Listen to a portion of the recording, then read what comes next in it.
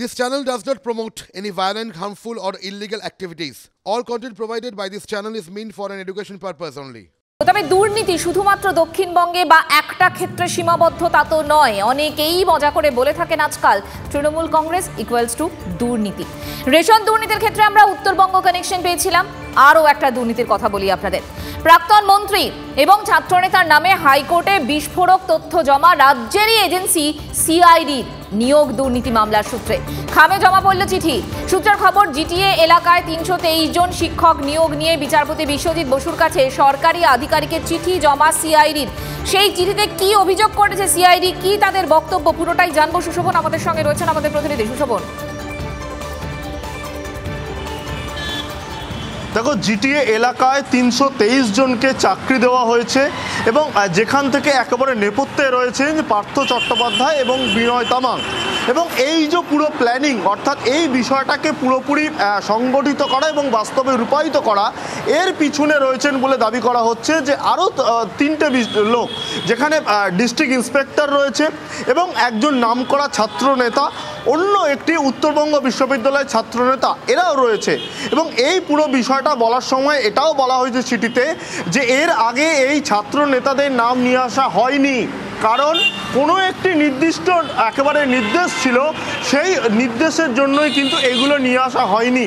সেই বিষয়টাই এখন সবথেকে চাঞ্চল্যকর এবং সেই বিষয়টাই জানার চেষ্টা করা হচ্ছে।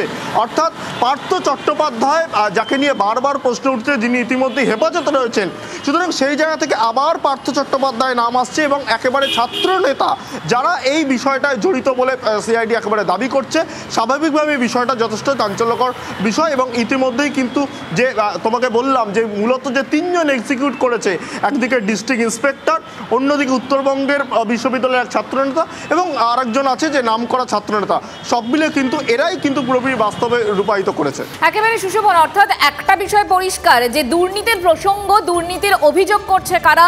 রাজ্যেরই গোয়েন্দা সংস্থা সিআইডি, এবং তারা করছে কি শাসক দলের ছাত্রনেতা, শাসক দলের নেতা মন্ত্রীদের ক্ষেত্রে। এই ছাত্রনেতা তৃণাঙ্কুর ভট্টাচার্যের নাম যখন সামনে আসছে, আমরা কথা বলেছিলাম তার সঙ্গে। শুনুন। তৃণাঙ্কুর বাবু, আপনার নামে একটি চিঠি জমা পড়েছে যেখানে বলা হচ্ছে আপনি নাকি ৩২৩ জন জিটিএ টিচার রিক্রুটমেন্ট করে দিয়েছেন, কি বলবেন? দেখুন, এই প্রসঙ্গে এমন কিছু জানা নেই, আপনার কাছ থেকে আমি প্রথম শুনলাম। তো যদি এমন কোনো কথা হয়ে থাকে তবে অনুরোধ করবো প্রশাসনের দৃষ্টি আকর্ষণ করতে এবং ইমিডিয়েট ভাবে কমপ্লেন করতে। এবং সেইখানে যদি আমার দূর দূরান্তেও কোনো যোগ বা কোনো যোগাযোগ বা কারোর সঙ্গেও কোনো সম্পর্ক খুঁজে পাওয়া যায়, তবে আমাকে মানে যে কোনো রকম শাস্তি আমি পেতে প্রস্তুত। তবে এরকম অনেক ইলেকশন আসছে, তো এরকম অনেকগুলো গাঁজাখুরি ব্যাপার স্যাপার বেরোবে। আমি ইয়েতে বিষয়ে ভাবার মতন সময় দেয় আমাদের নেই। তবে এটা ভাবতে ভালো লাগছে যে ছাত্র যুবদের আজকাল ভয় পাচ্ছে। যাতে এরকম বলেছেন তাদের মানসিক সুস্থতা কামনা করি।